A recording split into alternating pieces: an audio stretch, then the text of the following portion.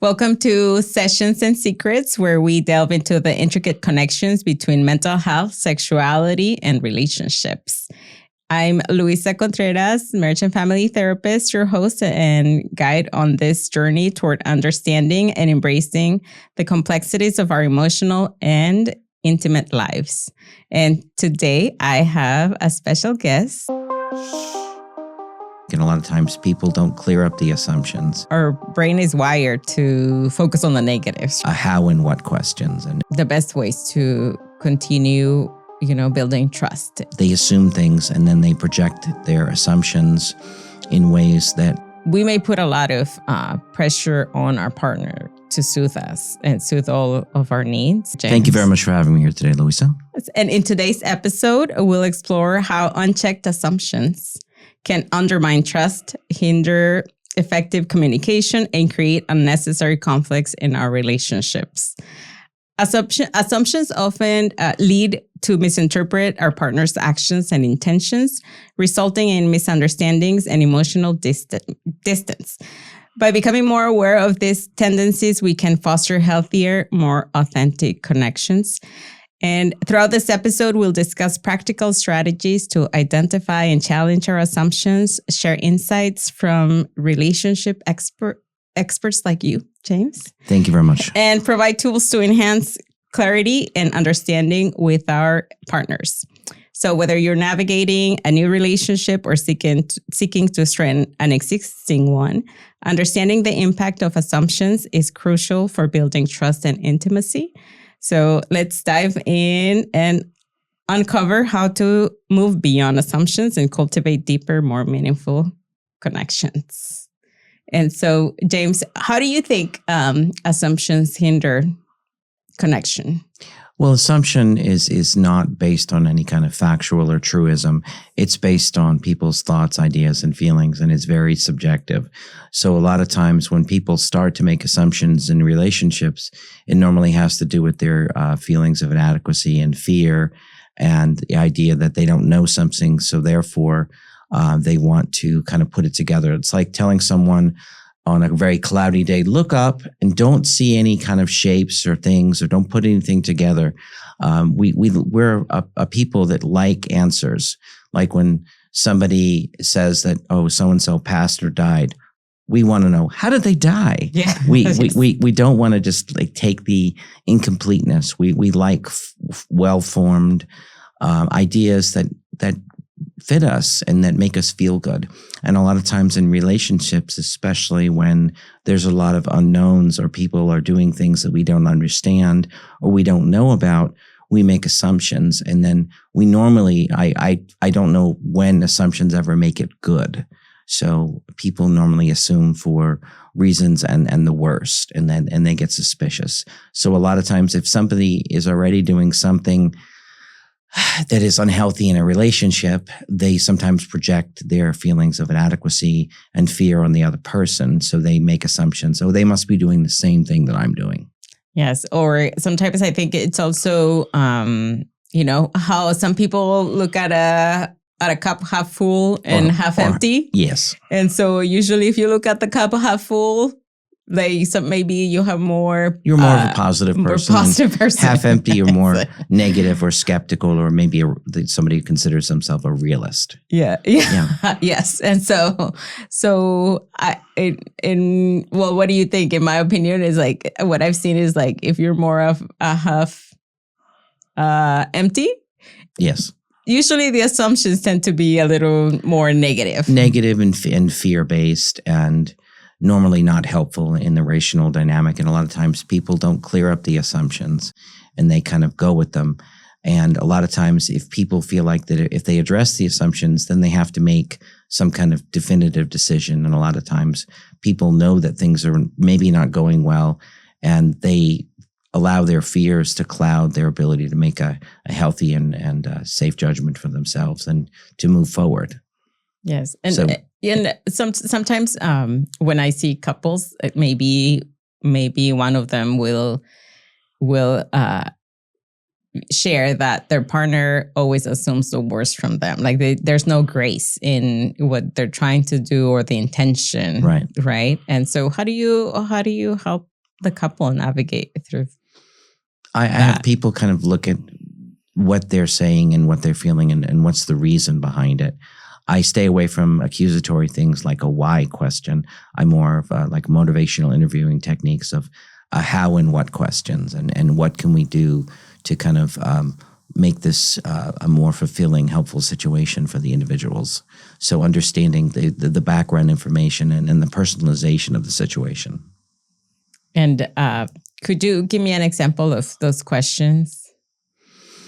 Like always using like always and never. That's never helpful because that takes away any type of possibility for something positive or something new to change. You never let me talk. You always get angry. So when someone does that, they kind of shut the door on ways to be helpful and developing new healthy communication habits. So I try to get people from staying from absolute language. And again, looking at the reason where that's coming from and explaining the thought process behind it.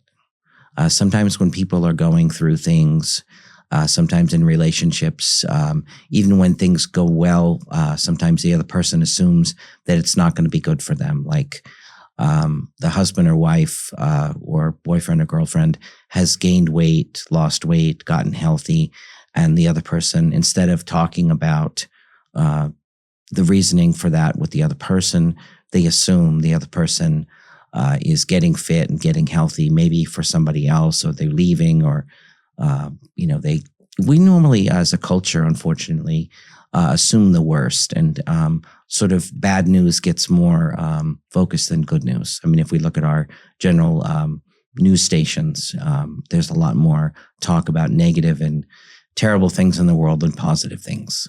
Yes. And I often say or explain to them, like, look, our brain is wired to focus on the negatives, right? So that we could survive the jungle, but we're no longer there. And so a relationship becomes threatening. And so for our own maybe childhood traumas or the pain that we've had in the past. And so then these thoughts are the way we filter, the way we view our partner, it starts, takes place, right? And so when it comes to assumptions, like what do you tell clients to, like, how do you walk them through, getting rid of those walls?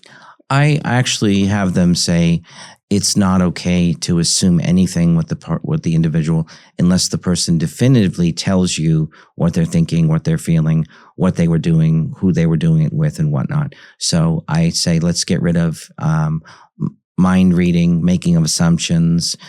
Don't assume you know anything about the person unless they've very clearly and definitively identified their thoughts and feelings. Yes, because sometimes even a gesture, right? Like people say, I know what you're thinking. Right. Again, making any kind of assumption without clarification sets you up for some kind of issue or problem with the other person. So I say clearly state your thoughts and feelings to the other person, wants and needs, and then to talk about where does the assumption come from. And a lot of times it's fear-based or it's insecurity-based, and people don't want to be seen as weak or not in the know or not knowledgeable. So I tell them it's okay for you not to know exactly what's going on, and ways to get information from the other person that is healthy and esteeming rather than negative or, shaming. Yes. And so what about, when you have a couple and the couple, one of the partners clarifies and the other person says, like, no, that's not what you said, or that's not what you meant to say.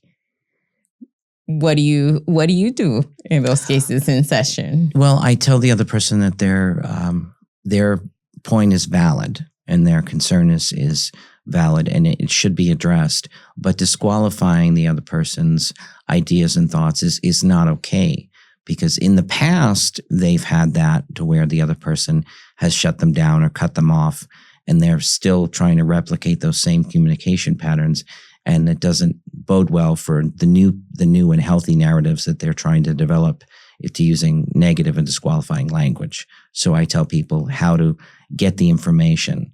Like, for example, Luisa, you did cut me off in the past. Now, though, you're allowing me to have a way of speaking to you that is helpful and supportive and joint informationally based versus, stopping you. And I ask the people a lot of times, what's the reason you're bringing up your thoughts and feelings now the way they are? And some people are concerned, and instead of dealing with the issue, sometimes people want to cover and hide instead of being upfront and fully disclosing. So sometimes having true and authentic communication with somebody, not making communication kind of cloaked, is new, very new for people, because they for years have done the same type of negative and unhealthy patterns. Yes, you're right, and it's a process, right? Yes, it is a process, and sometimes people get frustrated with the process of change. Well, they get frustrated and they get, it's new ground and it's new territory. And a lot of times when we're going and doing new things, we like familiar, even if sometimes it's not as good, it's not as pleasing, but this way we feel comfortable. So people go back, unfortunately, to comfortable, platforms of communication. And a lot of times those platforms are unhealthy and negative and disqualifying. Yes. And so what do you think are the best ways to continue, building trust and building that clear communication between couples? Building trust is just telling the other person exactly what you're thinking and feeling, and make it more of a carefrontational experience rather than a confrontational experience. Telling them, I feel this way, I'm thinking this way, I'm asking you because it concerns and affects my safety, security, adequacy, and this is what I need to hear from you to help me help you and move forward in our relationship. So it's not confrontational, it's not abrupt, and it's not shaming, it's not defaming, it's not conflict seeking. It's kind of an open sharing. And when people let the other person in and let the other person understand, then it's better. Like sometimes when people change, sometimes partners in long-term relationships don't age the same, and people get very, very anxious and upset when somebody is getting possibly considering cosmetic procedures or getting healthier or weight loss or different things. People then reflect on themselves. This other person is getting healthier and skinnier and going to leave me. So people, again, they assume things and then they project their assumptions in ways that are not helpful and that are negative, and it's not very open. And then when the other person doesn't understand, the other person meets them in kind, and you have this unhealthy cycle of going back and forth with negativity and anger, and it just makes it for more of a divide in the relationship. Yeah, it starts like chipping away. Yes, right, it does. From the connection, and they fall into distancing from each other. Distancing, negativity. And then again, when they start the communication, again, they're going and immediately leaving off and going back to the negativity and the hurtful communication, and they're not getting better. They're only getting worse. And so therefore, if it's not going to be helpful, then people start to get avoidant and they get distance. And then that's when people stop talking to each other. Mm-hmm. And how do you help the individual in the relationship overcome fear and overcome what's fueling the fire of the assumptions? Sometimes it's with couples. I sometimes have one or both individuals see other individual therapists before they can do the couples work. So they need to do a lot of their own work on their feelings, their thoughts, unresolved issues from how they were raised as children and adolescents from other relationships and other families. Unfortunately, the things we go through, positive and negative in our lives, the negatives seem to really do a lot of challenge to us and wreck us at times for other relationships. And so a lot of times we replicate the same unhealthy patterns as we learned before because we assume that the same things are happening again in the present. Yes. And so, this personal healing, right? In order to heal the relationship. Personal healing, understanding, and acceptance of things that they are now and not trying to relive the past. Yes. And sometimes I think, or in my experience, sometimes we may put a lot of pressure on our partner to soothe us and soothe all of our needs. And sometimes they can't meet all our needs because, like you said, we have deeper needs or wounds that need to be healed. And that's where, individual therapy is also important. Right. And a healthy relationship has people knowing who they are, knowing who the other person is, and not being overly reliant on the other person to nurture and take care of them, whether it's emotionally, financially, just day to day. People should have equal responsibility and equal accountability and equal ability to be expressive in their thoughts and feelings and not to be afraid of what they say and do in the relationship. So it's a lot of fair balancing on a daily basis for a healthy relationship to continue.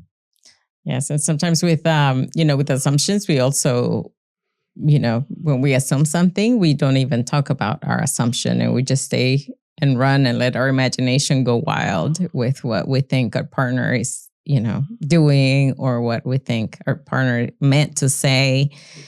So, how do you help clients focus on, on not letting imagination run wild and stay more in? Well, I like to ask where the assumption comes from and how much truth is possibly there and what do they need to do this and how do they help themselves feel better about the situation, and then to stage on how they can address it with the other person. But a lot of times the assumptions are based on the own individual's feelings of security and inadequacy. So I normally help them feel better about themselves, and people that feel more confident and secure and are less likely to make assumptions about others. Yes. And be able to express more their needs and wants, right? Yes, exactly. And so you said inadequacy and insecurities, yes. Right? And so how do you help them identify the root of those feelings? Well, it's looking at the causes and, where do they come from and how are they maintained in their minds? I normally like to ask, where did you hear that first? Where did it come from?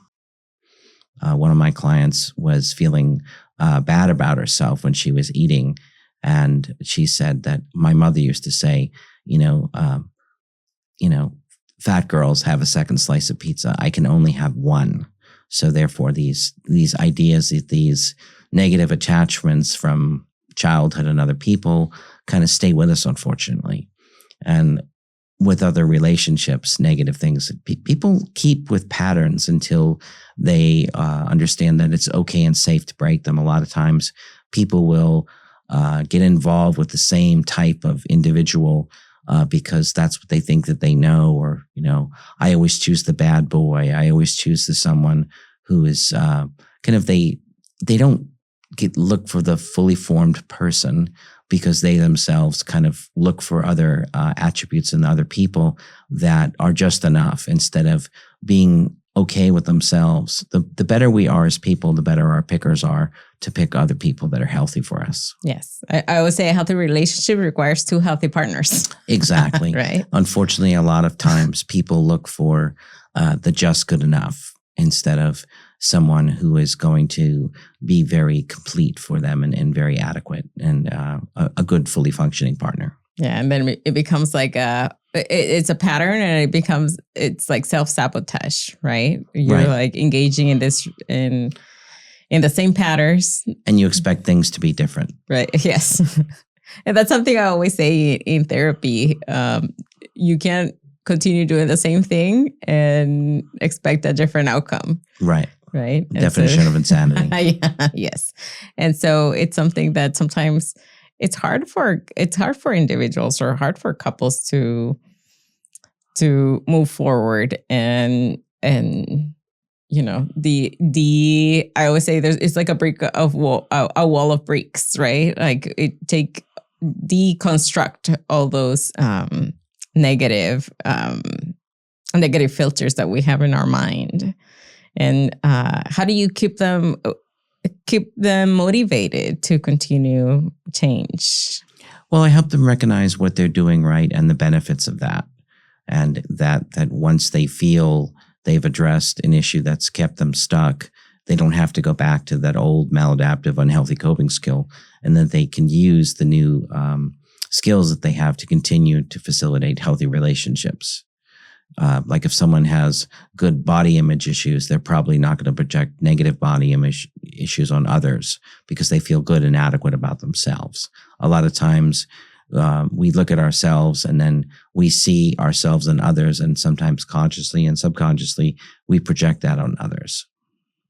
Yes. And I feel like I think it's most of it, it's done unconsciously. Right? Like we're not even aware of what we tell ourselves and the narrative that we play in our minds. Yeah, sometimes it's a compilation of so many things inside us that, when we do interact with others, we sometimes don't even know that we're doing it. We're reverting back to old negative scripts in our minds of what we're doing. And, we're kind of hardwired to be negative and self-defeating and defaming to others. So, when we are acting with others, we allow our senses to kind of just free-flowingly bring it out the negative rather than the positive. Yeah. So we have to stop and think. Yeah. Such an easy thing to do, right? Just no, and think. No, or so simple to say. I use a cognitive restructuring technique with the 3 C's. It's called the catch, check, and change. So it's stop, think, make an action, usually a positive one, and then to go and continue it. So you don't repeat the same thing over and over. So I like to keep things simple for people to be self-aware. Catch yourself before you say that negative or disparaging thing to the other person, and think of where is this coming from, and then what you can do differently. And do your clients do the homework, James? Most of the time, yeah. Because I have them, the last 5-6 minutes of session are normally to go over and wrap up what's going to be carried over to the next session and what's going to be going on during the week until they see me next, and what they're going to be working on. It's usually 1 to 2, sometimes 3, very simple, very structured goals that they choose to collaborate with me to help them be better, stronger people. And what do you say when they don't? I normally ask, what stopped you from doing this? I don't do anything negative or shaming. I just ask them, what do you think kept you from being successful? What do you say? What kept you from engaging in this type of behavior? Oh, I like that question. What kept you from being successful? Right. Yeah, because it brings, accountability that you are responsible for the success. And again, sometimes people need to be brought through it and kind of worked through those challenges and practice them because they're not used to doing that, or they have a fear that, when they do act differently and are changed, others will not receive them well.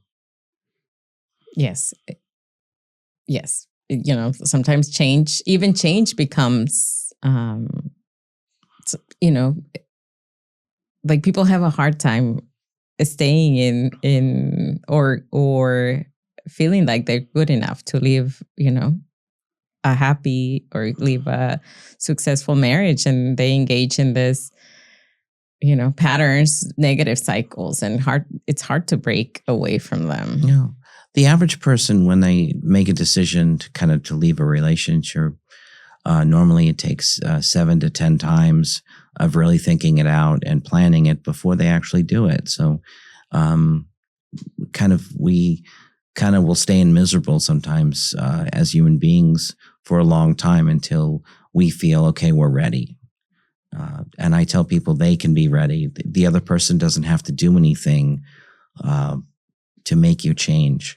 I had this one client a number of years ago. She said, as soon as I catch him cheating on me, then I'll know and I can leave. And I said, well, you can leave before that if you want to, if you're not being treated well and you're being disrespected. And she ended up leaving. And later on, she found that he was seeing other people. But the idea is we don't have to wait to make positive help and sustaining change in our lives. We can do it on our own. But again, change is sometimes scary and it's new and it's different, especially when we've sort of cultured ourselves into an idea that we can only do things a certain way and certain things are acceptable, or the people in our lives will not approve of our new life and our new changes. Yes. And I also, sometimes what I've noticed is sometimes couples have been going through years and years of negative interactions and very toxic relationships. And so sometimes therapy is the last resort. And I often think it should be preventive work, right? It should be whenever you feel like, you're not listening to each other, or things are going in a path that the relationship is going in a way that you don't want, then that to be preventive and do therapy instead of waiting for, this is my last resort. Right. People assume a lot of times, especially people that are older, assume that something has to be wrong to come to therapy. I emphasize very early in the beginning, in the first session, that things can be right, things can be better. You're strong and you're healthy for coming in to work on yourselves. It takes very strong people to accept responsibility for things and, making accommodations with others to have a better and healthy life. Yeah. And I usually, when it comes to the couples, I say usually most of the guys say I don't want to come, or I don't want to be, I was resistant, but I'm trying this for, as a last resort. How about you? Well, that's unfortunate. A lot of times people feel like they only have to go to appease the other person. As long as they show up, it's going to be okay. And I remind people when they're there, they have a great opportunity to work on things and be better with the other person. The other person has thought well enough of them to bring them in to something positive and something helpful for both people, and that nobody's in trouble in coming in to therapy. So yeah, unfortunately, it's still, when it's difficult, one person sometimes is more motivated than the other person, and at least initially. Yes. So how do you motivate the person that is not motivated? Well, I ask them if you're interested in still staying in this relationship. And most of the time people are interested in staying and not checked out or gone yet. And I said, okay, let's work on things a little bit at a time to improve things for both parties, where it's more equal and more fair, and that people get along better and people are happier. So a lot of times people want to be happy. People want to get better. People don't want to be blamed. And a lot of times people still want to be with the person they're with. So I try to focus on as much positivity and the possibility of things getting better, and in the potential for satisfaction in the relationship. And I normally have both of them talk about, why they're still together, what brought them together, and what could continue the relationship together. Yeah, identify their strengths, right, as a couple. Yes, exactly. What do you do well?